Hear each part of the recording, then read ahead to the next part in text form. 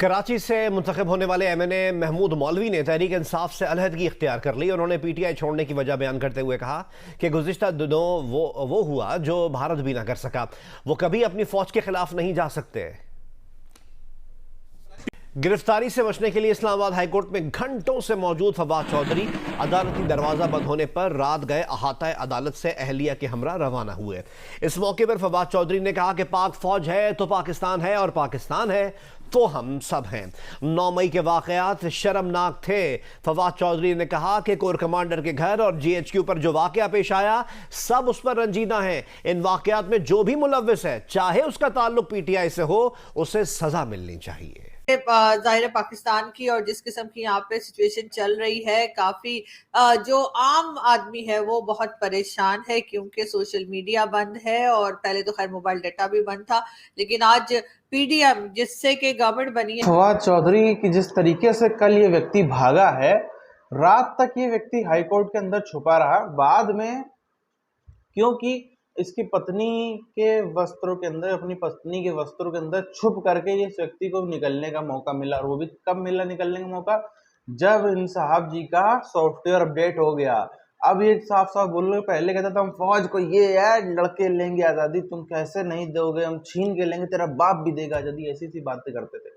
अब जी फौज तो हमारे माई बाप के जैसी है, फौज के खिलाफ जो भी कर रहा है उसको पकड़ लो, अपने कार्यकर्ताओं को भी बेसहारा कर दियो। साफ सीधा मैसेज है, फौज के खिलाफ जो कोई भी कुछ भी कर रहा हो, चाहे वो पीटीआई का ही क्यों ना हो, उसके ऊपर कार्रवाई हो। किसके ऊपर इशारा है? साफ तौर पर इशारा इमरान खान के ऊपर है। इमरान खान ने बगावत कर दी, एक ही थोड़ी सी कुटाई में ही इमरान खान का एक सिपाही ढेर हो गया। ये है इसके टाइगर्स, जिसको बोलते हैं ना इमरान खान के टाइगर्स की असलियत। ये है इमरान खान के टाइगर्स की असलियत। थोड़ी सी मार कुटाई में ही इस कौम के सारे अकल के दरवाजे खुल जाते हैं। 9 मई को जो वाकयात पेश आए, जिस तरह से कोर कमांडर लाहौर के घर के ऊपर जो वाकया पेश आया, जो जीएचक्यू में मामला पेश आया, हर वो शख्स जिसका ताल्लुक पाकिस्तान से है, जिसका ताल्लुक पाकिस्तान की फ़ौज से है, जाहिर है कि वो इस पर रंजीदा है कि ये वाकयात इंतहाई काबिल शर्म थे। जो भी लोग मुलव्वस हैं, चाहे वो पीटीआई के हैं चाहे पीटीआई के नहीं हैं, वो उस इंक्वायरी के नतीजे में उनको करार वाकई सज़ा होनी चाहिए। फ़ौज है तो पाकिस्तान है और पाकिस्तान है तो हम सब हैं। पीटीआई सिंध के सीनियर नायब सदर महमूद मौलवी ने कौमी असम्बली और पार्टी से इस्तीफा दे दिया। कहा कि तहरीक इंसाफ के जिम्मेदारान ने जीएचक्यू पर एहतजाज की बात की। तंजीम इसलिए छोड़ रहा हूँ क्योंकि कभी अपनी फौज के खिलाफ नहीं जा सकता। पाक फौज के लिए ऐसी 100 चीजें कुर्बान करने को तैयार हूँ। मैं कम से कम जब पीटीआई में आया तो ये मैं वाज़ेह था कि ये एक सुलझी हुई पार्टी है और हमारे पास कोई मिलिटेंट विंग्स नहीं है। देखें, फौज से लड़ना कहीं से जायज़ नहीं है और पार्टी से आज देखें ना, बहुत से लोग कहते हैं कि जी आपने पार्टी छोड़ दिया, आपका टिकट था। देखें, मेरे लिए ऐसी 100 चीज़ें कुर्बान हमारे फौज के ऊपर। और मैं सबको ये कहूँगा कि देखें, फौज है तो पाकिस्तान है। महमूद मौलवी का कहना था कि जो जमात इक़्तिदार में होती है उसके लिए फौज अच्छी और अपोजिशन के लिए बुरी हो जाती है। सियासी कारकुनान क़यादत के गुलाम हैं। सियासी जमातों की गलत पॉलिसी पर तनकीद करना होगी। अपनी मफाद के लिए नहीं। मैं ये नहीं चाहूँगा कि जी मैं हुकूमत में रहा तो फौज बहुत अच्छी, मैं हुकूमत से बाहर निकलूं। ज़्यादातर पार्टीज़ का यही तरीका है कि जब तक वो हुकूमत में होते हैं फौज को सलाम करते हैं और फौज की तारीफ़ें करते हैं, जैसे ही वो हुकूमत से उतरते हैं वो फौज की बुराइयां करते हैं। क्यों नहीं हो सकते? यहाँ पे पाकिस्तान में बहुत सारे बेगुनाह लोग, जिसमें शाहिद खाका नवासी साहब का नाम मैं कहता हूँ टॉप ऑफ द लिस्ट आता है। उस आदमी को जिन्होंने कहा था, जज को कहा कि यार ये 10-15 दिन का मेरा महीने का रिमांड मांग रहे, 3 महीने का दे दो कि ये इन्वेस्टिगेट सही तरीके से मुझे करे। कुछ यहाँ पे चलता रहता है।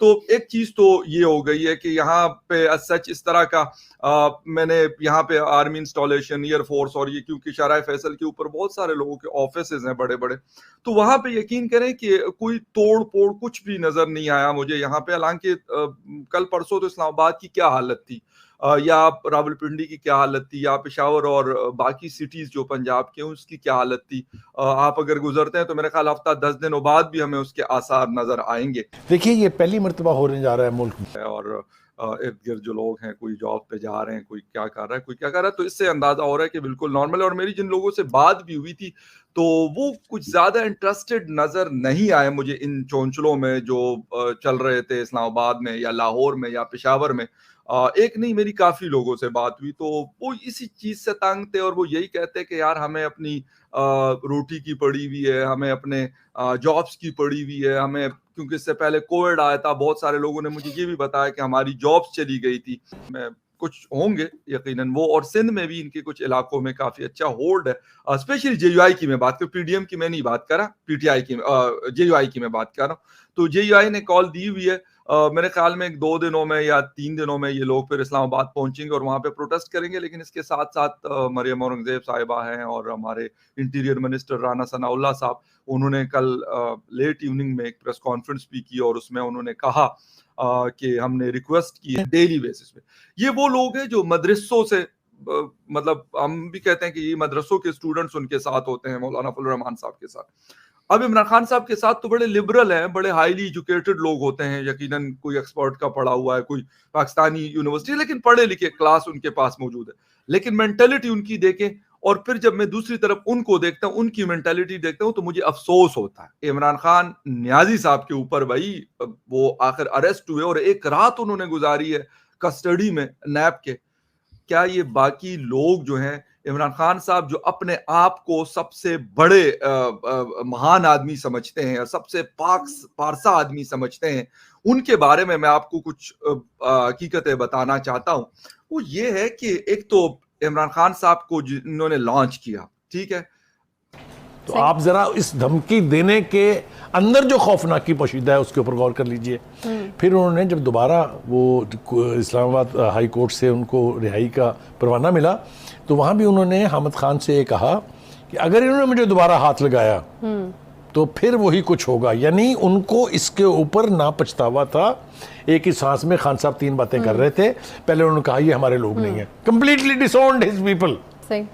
फिर दूसरे ये कहा कि ये दहशतगर्द है, और तीसरी बार वो हामिद खान से कह रहे हैं मौलाना फजल रहमान साहब से, उनकी आइडियोलॉजी से हम डिसएग्री कर सकते हैं या कुछ और चीजों से हम बिल्कुल डिसएग्री कर सकते हैं, लेकिन एक चीज में उनकी बिल्कुल खुले दिल से मैं मानूंगा और मैं कहूंगा भी कि इनका जो प्रोटेस्ट था 2019 में पेशावर मोड़ इस्लामाबाद में कश्मीर हाईवे के ऊपर, आई थिंक सो आपने भी कवर किया था, लेकिन जितने दिन मौलाना साहब 4 या 5 दिन रहे तो मैं रोज जाया करता था। हमारे पास एविडेंस मौजूद है। एक तो उन्होंने यहाँ से रवाना होते हुए कहा था कि अगर मेरे साथ इन्होंने कोई गड़बड़ करने की कोशिश की तो ये श्रीलंका बन जाएगा। श्रीलंका बनाने की तो बहुत पुरानी ख्वाहिश है ना उनको। जब श्रीलंका का लफ्ज़ हम इस्तेमाल करते हैं तो उसके साथ मंजरनामा क्या सामने आता है कि फौजी तनसीबात पर कब्जा किया लोगों ने, फौजी तनसीबात को आग लगाई। मात्र कुछ घंटों में ही फवाद चौधरी का सॉफ्टवेयर पूरी तरीके से अपडेट हो गया। मात्र कुछ घंटों में ही फवाद चौधरी को होश ठिकाने आ गए। कल तक जो बातें होती थी, लड़के लेंगे आज़ादी, छीन के लेंगे आज़ादी, आज वही फवाद चौधरी जी, ये तो पाकिस्तानी फौज तो हमारे माँ बाप की तरीके से है, पाकिस्तानी फौज जो है वो तो ये होता है सॉफ्टवेयर अपडेट। इसी को कहते हैं जो इतनी तुड़ाई होती ना पाकिस्तानी कौम, यही इसी की मैंने हमेशा अक्सर बात करता हूँ कि ये कौम, ये शांति से बात करने वाली कौम नहीं, ये कौम को थोड़ा सा इनको ऐसा किया जाए, थोड़ा सा ढंग से समझाया जाए तो फिर तुरंत एकदम होश खुल जाते हैं। अभी भी आप देखो ना, हमने बहुत सारे चेंजेस देखे, दुनिया भर में बहुत सारे चेंजेस देखे हैं। पहले लोगों को अटल बिहारी वाजपेयी पसंद नहीं आते थे, अटल बिहारी वाजपेयी जी के समय में बिल्कुल पसंद नहीं आते थे। आज जब मोदी जी का दौर है तब लोगों को अटल बिहारी वाजपेयी भगवान लगते हैं कि उनसे तो अच्छा कोई नेता नहीं था। यही फर्क है, समय के साथ का फर्क, जिसके बारे में मैं चर्चा करता हूँ। अभी भी आप देखते जाइए पाकिस्तान के अंदर, अभी फवाद चौधरी का सॉफ्टवेयर अपडेट हुआ है, अभी धीरे धीरे सबका होगा। अभी कुल मिला के फवाद चौधरी के शब्दों पे आप थोड़ा सा ध्यान दो। जो कोई भी ये फौज के ऊपर कुछ कर रहा है, चाहे वो पीटीआई का ही क्यों ना हो, उसके ऊपर कार्रवाई होनी चाहिए। ये सारा किसकी तरफ है? ये इशारा एक तरफ तो उसने अपने कार्यकर्ताओं को बेसहारा छोड़ दिया, जो कार्यकर्ता इसके जैसे नेताओं के लिए लड़ मर रहे, तो दूसरा इसने कटघरे में खड़ा कर दिया इमरान खान को। इसका कहने का मतलब है इमरान खान को भी तुम फांसी दो, फौज के खिलाफ निकल। उसकी बातों का मतलब निकालोगे तो मतलब यही कि मैंने इमरान खान से पल्ला झाड़ लिया है और मैं पाकिस्तानी फौज के पक्ष में चला गया हूँ। हालांकि कल वाली आपने इसकी दौड़ तो जरूर से देखी होगी। ओहो, मतलब अच्छा भला आदमी आके गाड़ी बैठता, वो सीन देख करके मैंने कम से कम उसको 10-20 बार रिवाइंड कर करके देखा और हर बार मेरे को हंसी ना रुके। गाड़ी में आगे बैठ रहा, देखा सामने से पाकिस्तानी पुलिस की गाड़ी आ रही, भज्ज से भाग के फिर से वापस। इतना ये उसी देश में है जिस देश का जब मंत्री था तो बोलता था कि हम इसरो से कम्पीट करेंगे, इनसे पहले चांद पे जाएंगे, दुनिया भर की फालतू फालतू बातें करता रहता था। आज क्या हालत ऐसे खुद के देश में हो गई है हम सबके सामने।